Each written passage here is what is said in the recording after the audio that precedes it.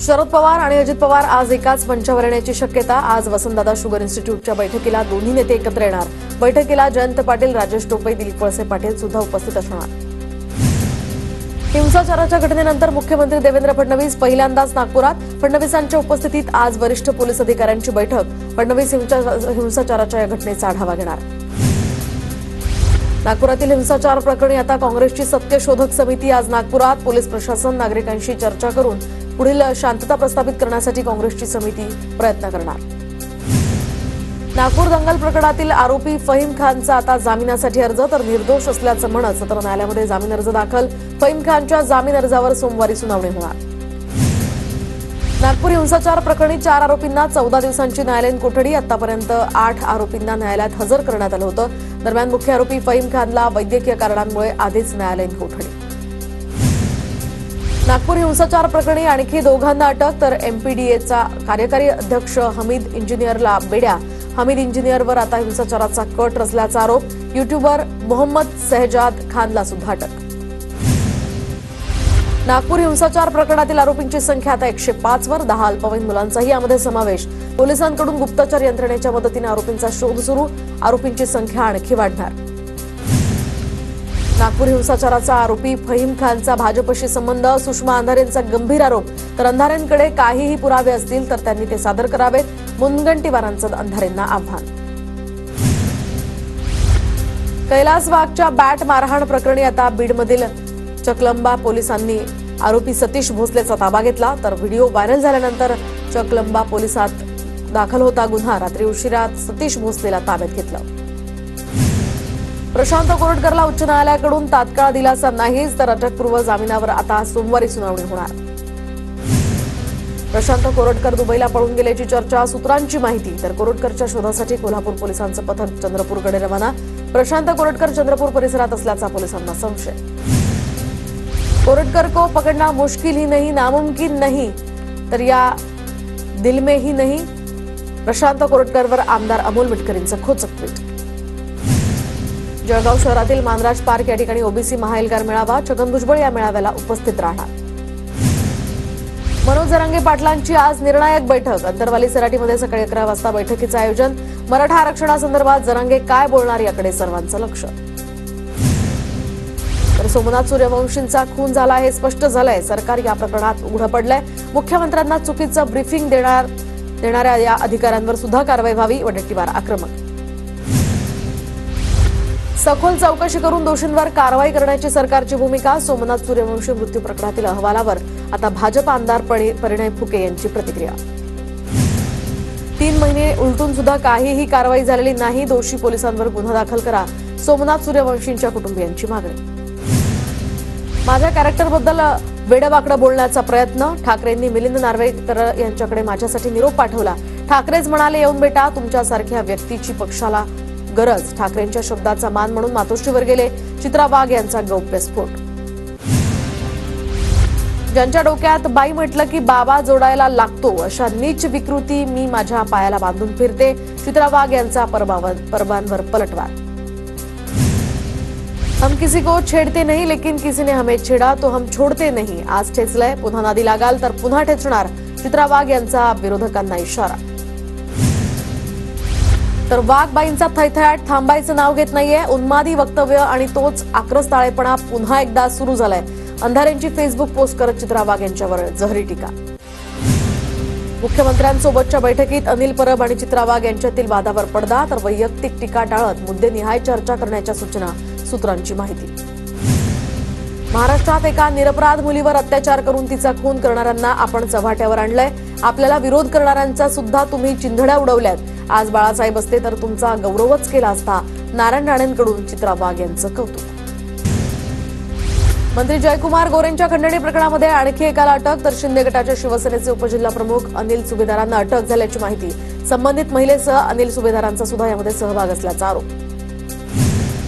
महिलेला देण्यासाठी 1 कोटी जयकुमार गोरेंकडे आले कुठून? एवढी मोठी रक्कम देण्याइतकं त्या महिलेकडे नेमकं काय? रोहित पवारांचा सवाल। तर सभागृहात खोटी माहिती सादर केल्याप्रकरणी गोरेंविरोधात हक्कभंग सुद्धा आणणार। महिलेला पैसे देऊन फसवण्याचा प्रयत्न होतोय का? गोरेंवर आरोप करणाऱ्या महिलेच्या अटकेप्रकरणी रोहिणी खडसे यांचा सवाल. तर सरकारकडून करुणा मुंडेंना सुद्धा फसवण्याचा प्रयत्न झालाय का? शरद पवार गटाच्या नेत्या रोहिणी खडसेंचा सवाल. तुला खल्लासच करतोय असं म्हणणाऱ्या माऊली मानेचे सुनावण्यांसोबत फोटो. बजरंग सुनावण्यांनी याबाबत खुलासा करावा, अंजली दमानी यांची मागणी. दिशा सालियन मृत्यू प्रकरणी सतीश सालियन यांची याचिका ग्राह्य. याचिकेच्या सुनावणीची तारीख अजूनही मिळाली नाही. दिशा सालियनचे आईवडील दबावाखाली, तर 5 वर्षांनंतर असं काय घडलं? किशोरी पेडणेकरांचा सवाल. कोर्टात रीतसर उत्तर दिलं जाईल, पेडणेकरांची प्रतिक्रिया. राजकारण हे व्यक्तिगत द्वेषातून करायचं नसतं. सध्या व्यक्तिगत द्वेषातून त्रास देण्याचे हे प्रकार सुरू आहेत. दिशा सालियन प्रकरणावरून बाळासाहेब थोरातांची प्रतिक्रिया. वक्फ बोर्डानं शेतकऱ्यांच्या आणि देवस्थानांच्या जमिनी बळकावल्या. बळकावलेल्या या जमिनी वक्फ बोर्डाकडून काढून घेणार. अहिल्यानगर जिल्ह्यातल्या जमिनींसंदर्भात बावनकुळेंचं स्पष्टीकरण. नागपूर राडा प्रकरणी अल्पसंख्याक आयोग 2 ते 3 दिवसात सरकारला अहवाल सादर करणार. काँग्रेस मुस्लिमांची मतं घेतं, मात्र राड्यामध्ये एकही नेता पुढे आला नाही. अल्पसंख्याक आयोगाचे अध्यक्ष प्यारे खान यांचा आरोप. तर निर्दोष व्यक्तीवर कारवाई न करण्याचंही आवाहन. स्वारगेट बस स्थानक लैंगिक अत्याचार प्रकरणी नवी माहिती समोर. तर एसी बस असल्यामुळे पीडितेचा आवाज बाहेर आला नाही. पोलिसांकडून बसच्या पडताळणीनंतर माहिती समोर. स्वारगेट अत्याचार प्रकरणातील आरोपी दत्ता गाडेची समोरासमोर मुलाखत व्हावी. दत्ता गाडेच्या वकिलाची न्यायालयाकडे विनंती. दत्ता गाडे सध्या पुण्यातील येरवडा कारागृहात. धारावीची 1 इंच सुद्धा जागा अदानींना देणार नाही. पूर्ण जागा धारावी पुनर्विकास प्रकल्पाच्या नावावर केली जाते. जागेत 51% भागीदार महाराष्ट्र सरकार. मंत्री आशिष शेलार यांची विधानसभेत माहिती. राज्याची आर्थिक स्थिती लवकरच सुधारेल. तर आर्थिक स्थिती सुधारल्यानंतर आम्ही 2100 रुपये बहिणींना देऊ. उपमुख्यमंत्री एकनाथ शिंदेंची लाडक्या बहिणींना ग्वाही. सर्वजण अलर्टवर राहा, गडबड करू नका. वादात अडकाल तर मंत्रिपद गमावून बसाल. अजित पवारांचा राष्ट्रवादीच्या मंत्र्यांना सूचक इशारा. तानाजी सावंतांच्या पदस्पर्शानं पावन झालेलं खातं तुमच्याकडे आलं. धुळखात पडलेल्या अँब्युलन्स पुन्हा कधी वापरात काढणार? अनिल परबांचा आबिटकरांना सवाल. तर येत्या 8 ते 10 दिवसात अँब्युलन्सचं वाटप केलं जाईल. आबिटकरांचं यावर उत्तर. सभागृहात कोरम नसल्यामुळे आता नाना पटोलेंनी नियमांवर बोट ठेवलंय. अध्यक्ष महोदय, तुम्हीच सांगा कोरम असलं पाहिजे की नाही? नाना पटोलेंचा सवाल. राज्यातील सरकारी शाळांना सीबीएसई अभ्यासक्रम लागू होणार. शिक्षण मंत्री दादा भुसेंची सभागृहात घोषणा. राज्य अभ्यासक्रम आराखड्याला सुकाणू समितीची मान्यता. विधान परिषदेच्या प्रश्नावर शिक्षण मंत्र्यांचं लेखी उत्तर. सीबीएसई म्हणजे राज्याचा एसएससी बोर्ड पूर्णतः बंद करण्याचा डाव. सरकारनं निर्णयाचा फेरविचार करावा. खासदार सुप्रिया सुळेंची मागणी. छत्रपती शिवाजी महाराजांचा इतिहास सीबीएसईमध्ये शिकवला जातो का? विचारा. सीबीएसई पॅटर्न लागू करण्याच्या निर्णयावर आव्हाडांची सुद्धा टीका. राज्याला दुसऱ्यांचं कॉपी करण्याची सवय. शॉर्टकट मारण्याच्या नादात विद्यार्थ्यांचं भविष्य धोक्यात आणू नका. आमदार रोहित पवार यांची टीका. सीबीएसईकडे जाण्याचा ओढा मध्यमवर्गीय पालक आणि ग्रामीण भागात सुद्धा वाढलाय. शिक्षणाचं केंद्रीकरण होतंय का यावर चर्चा करण्याची गरज.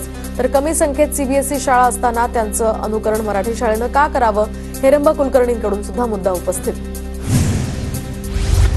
नागपुरातनं मोहन भागवतांना पकडून आणण्याचे आदेश होते. मेहबूब मुजावर यांनी आदेशाचं पालन केलं नाही. त्यामुळे मेहबूब मुजावर यांना खोट्या केसमध्ये आरोपी केलं.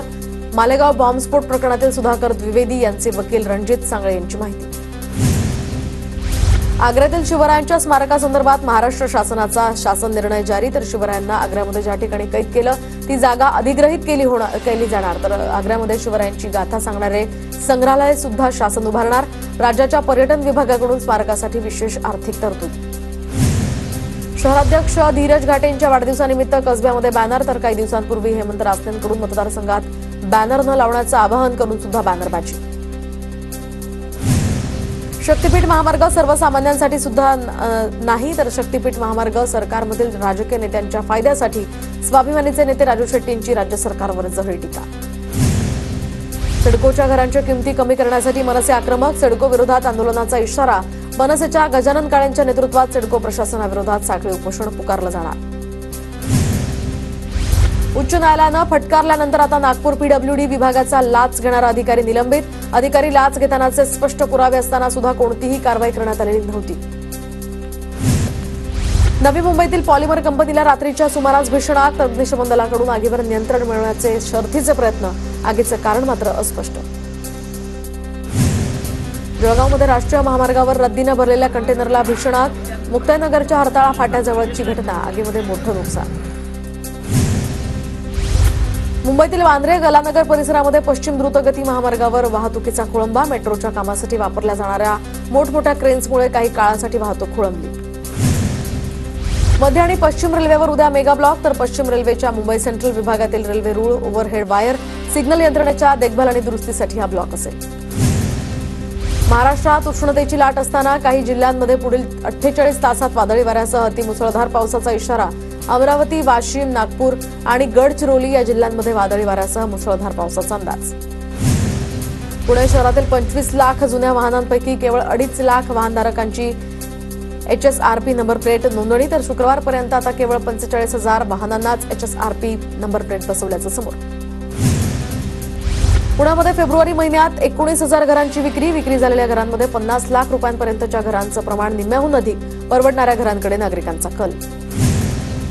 राष्ट्रीय शिक्षण धोरणाचा सावित्रीबाई फुले पुणे विद्यापीठावर आर्थिक भार. तर गेल्या 1.5 वर्षात विद्यापीठानं 64 लाख रुपयांपेक्षा अधिक खर्च केल्यानंतर सुद्धा सरकारकडून निधी मिळाला नसल्याचं स्पष्ट. पुण्याच्या दौंड तालुक्यातील कुरकुंभ या ठिकाणी गेल्या वर्षी 400 कोटी रुपयांच्या मेफेड्रॉनची तस्करी प्रकरणाचा सीबीआयकडून आता समांतर तपास. प्रकरणाचा मुख्य सूत्रधार संदीप धुनिया व्हिएतनाममध्ये वास्तव्यास असल्याची माहिती. वसईमधील सराईत गुन्हेगाराला 17 वर्षांनंतर बंगळुरूमधून अटक. मित्र आणि सावत्राई तसंच 3 सावत्र भावंडांची त्यानं केली होती निर्घृणपणे हत्या.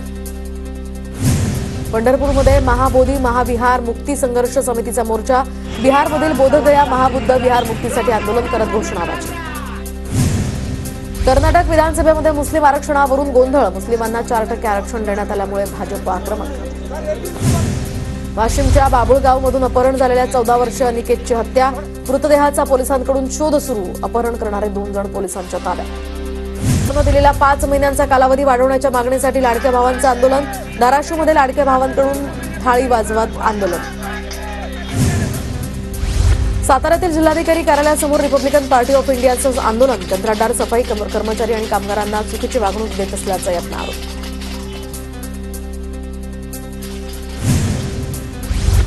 धुळ्यातील निम्म पांजरा या अक्कलपाडा मध्यम प्रकल्प 100% भरण्यासाठी प्रशासकीय मान्यता द्यावी. माजी आमदार शरद पाटील यांची मुख्यमंत्री फडणवीसांकडे मागणी. धुळे जिल्ह्यातील प्रकल्पांमध्ये 55% जलसाठा शिल्लक. तुर्तास जिल्ह्यावर पाणी संकट नसल्याची माहिती. नंदुरबार शहरामध्ये शांतता कमिटीची बैठक संपन्न. आक्षेपार्ह पोस्ट करून समाजात शांतता भंग केल्यास पोलिसांकडून कारवाईचा इशारा. नंदुरबारमध्ये वाळू अभावी घरकुलांचं बांधकाम बंद पाडलं. तर तातडीनं उपाययोजना करून शासनाकडे वाळू उपलब्ध करून देण्याची मागणी. आरटी अंतर्गत मोफत प्रवेशासाठी आता धुळे जिल्ह्यातील सुमारे 1015 बालकांची निवड. मात्र पसंतीच्या शाळा न मिळाल्यामुळे 327 जागा रिक्त. मुदतवाढ देऊन सुद्धा जिल्ह्यामध्ये मोफत प्रवेशाला पालकांची पाठ. नांदेड जिल्ह्यामध्ये हळदीच्या दरात मोठी घसरण. बाजार समितीच्या मार्केट यार्डमध्ये आवक वाढल्यामुळे हळदीचे दर कोसळले. तर सध्या येत्या काळात हळदीच्या दरात मोठी घसरण होण्याचाही अंदाज. सोलापूर कृषी उत्पन्न बाजार समितीमध्ये कांद्याचे दर घसरले. कांद्याला केवळ 12 ते 13 रुपये प्रति किलोचा भाव. सरदार शमशेर बहादर खंडेराव बर्गे यांचा रायगडावरील शौर्य दिवस. त्यांच्या साताऱ्यातील बर्गे घराण्याच्या वतीनं उत्साहात साजरा. शौर्य दिन कार्यक्रमाला रायगडावर 300 जणांची उपस्थिती. चिपळूणमध्ये मटका जुगार मुक्त अभियान. आशय लिहिलेल्या बॅनरची चर्चा. मटका अड्ड्यांची माहिती देणाऱ्याला 5,000चं बक्षीस. नाशिकच्या निफाडमध्ये कांदा पिकाचं उत्पादन आणि काढणीविषयी मार्गदर्शन शिबिर. राष्ट्रीय बागवानी अनुसंधान एवं विकास प्रतिष्ठानकडून शिबिराचं आयोजन. हिमाचल प्रदेशची राजधानी शिमल्यामध्ये शेतकऱ्यांचा मोर्चा. 25,000 शेतकरी या शिमल्यामध्ये पोहोचले. पंजाबमधील आंदोलन मोडीत काढल्यानंतर हे आंदोलन. न्यायाधीश यशवंत वर्मा यांची तडकाफडकी बदली. दिल्लीच्या शासकीय निवासस्थानी होळीच्या दिवशी आग लागल्यानंतर घरात ठेवलेली बेहिशेबी मालमत्ता उघडकीस आल्यानंतर त्यांची बदली. पंतप्रधान नरेंद्र मोदींच्या 38 परदेश दौऱ्यांवर आता 258 कोटींचा खर्च. केंद्र सरकारची संसदेत माहिती.